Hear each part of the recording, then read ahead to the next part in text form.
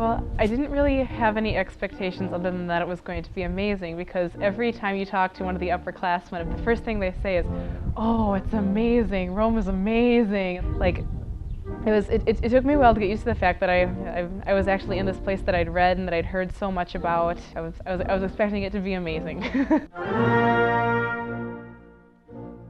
The University of Dallas has been at this longer than practically every other American university. Our Rome program began in 1970, and it's really only the University of Dallas that has sunk such a great proportion of its resources into the most fantastic of campuses situated on about 15 acres of vineyard and olive trees.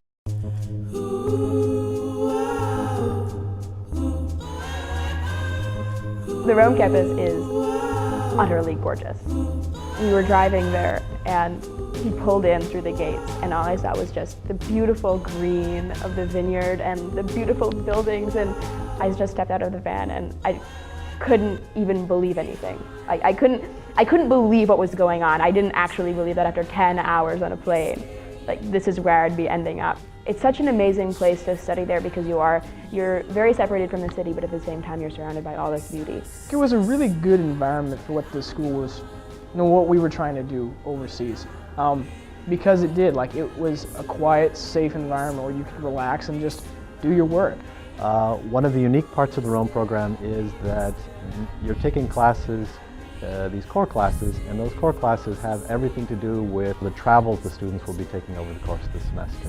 You take English and English class and philosophy and theology and history and art and architecture. And if you are taking Italian, you took Italian. I think that it's important, especially for us to study in Rome, because the history that you're steeped in and the culture and the beauty just all lend themselves incredibly to what you're studying. And I think that that's so important because it really makes you, I think, learn better. The Rome program asks you to tie together all of the things that you're learning at the same time, because you're constantly going to see these things, so it's grounding it visually for you. You're in the place, you get to experience the place, and you get to hear what every single professor says about it. And so you end up being able to build this incredible picture of the ancient world. And I don't think that I would have been able to do that had I not gone. You're reading in Livy one night about, so-and-so brought his forces up the Janiculum Hill. And then you think, oh my gosh, I was just there yesterday. The way the classes are set up is really great because, the classes end at 1, and so you have plenty of time to go into the city, read what you need to read on the metro going in, and then just let Rome itself teach you. You're excited to see everything you're learning about. You learn about the Colosseum and you go into the Colosseum and you see where these people would have fought. You learn about the Roman temples and you go and see them. You see the Pantheon and the Forum. But before that, you learned all about Greek history and culture. Part of you feels like, when am I going to get to see this Greek stuff? And about midway through the semester, you finally go.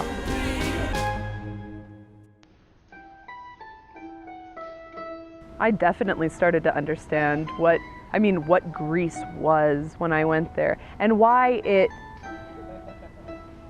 is known as the cradle of Western civilization. Being able to actually see Greece and realize that this is more than just a place that Homer wrote about in the Iliad, but it actually existed, and Athens had real citizens that really came together and voted and really built the Parthenon. This was something more than just a picture in a textbook. We had 10 days, you have lectures, but not like class. Sure, you have to get up early, but I was excited because we had Delphi to come. You go to Athens, you go to Corinth, Mycenae. These are places we've been reading about in history textbooks for, I don't know, for me, for the past 20 years. But then you're there and you're like, I'm in Greece, and it just becomes, the word becomes so much more meaningful.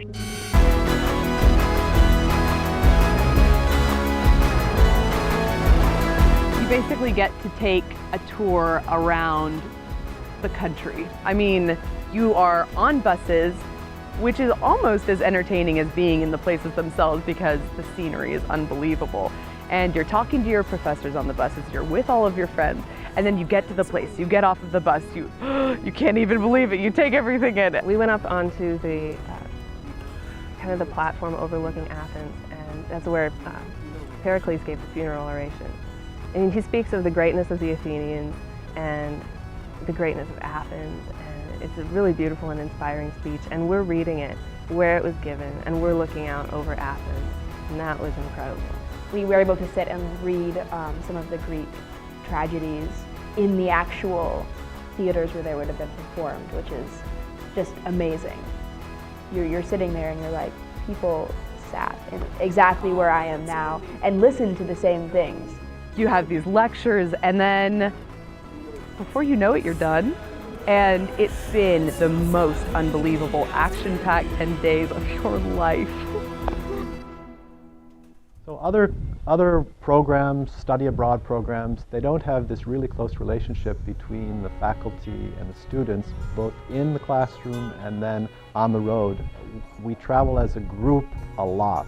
That is, we finish our studies of the medieval world and the Renaissance world and the early modern world in our classes here on campus, and then we hit the road and we go to places like Assisi, Venice, Florence. Maybe one of my favorite trips was our northern Italy trip. Being able to go to Venice and seeing all the little nooks and crannies and running through the streets and going up to the bridge and say, oh, what's news in the Rialto? It makes it, I mean, as I said before the text before, like, it just makes it so much more real to you. And Assisi's like maybe the most peaceful place I've ever been on earth. Like, you can just like, you know, the spirit of St. Francis just like exudes.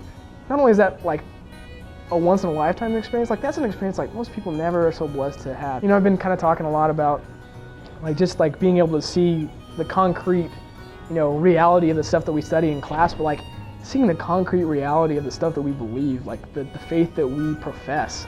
That was amazing. I think that, and this is probably the most important, was just the incredible spiritual transformation that you undergo in Rome, because one really can't help it.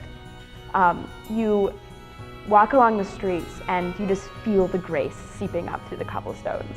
Especially as a Catholic, you're in the Eternal City, and there's St. Peter's, and he's buried right there, and you know, it all really comes together in Rome. It like creeps up on you, and you realize that you're changing. And I don't know how else to explain it, but I sort of understood what it meant to be a student. I understood what it meant to be a young woman in my faith.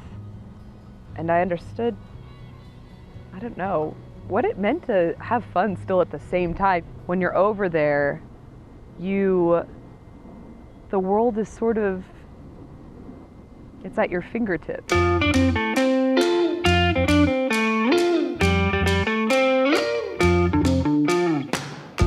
They'll ask, where would you love to live when you grow up? And you're like, Paris, and you get to go, you know? Students travel everywhere, like all over Eastern Europe and Western Europe, and they go to Ireland and Spain and just everywhere.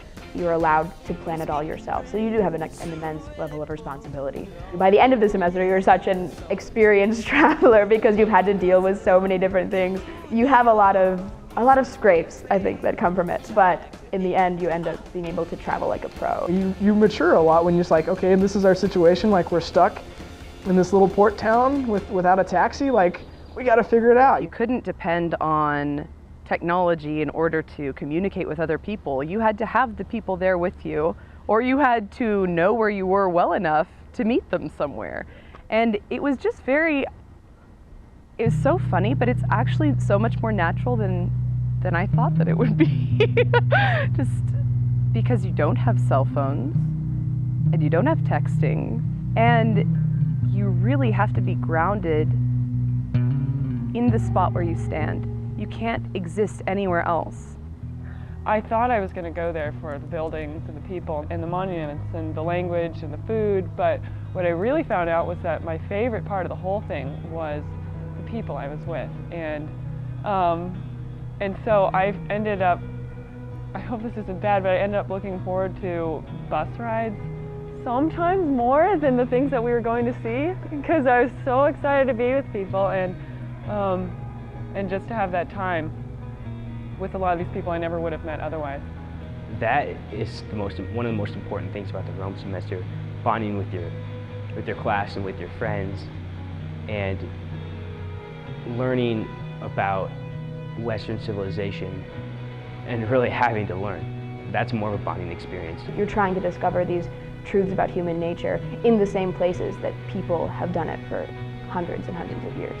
I really believe that UD's Rome semester is a completely unique experience. Like, the chance to not only like study abroad, but really like be completely immersed, and not just in like kind of the superficial way that we talk about being immersed in culture, like eating their food, speaking their language, but like being immersed in their ideas and you know, like the philosophy and the history and the theology and the art that has led to this civilization, and like being able to, in a small way, understand that and then also see it and appreciate it in the places that you go and the things that you see, the conversations that you have.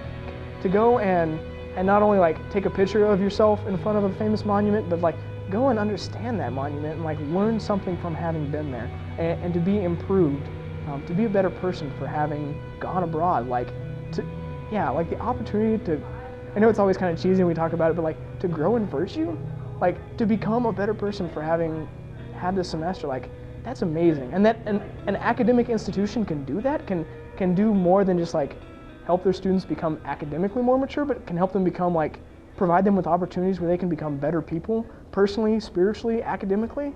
It's amazing. Like, truly incredible, completely unique. It's priceless this time. It's absolutely priceless, and just go. Just go. All right. Yeah, no problem. Okay.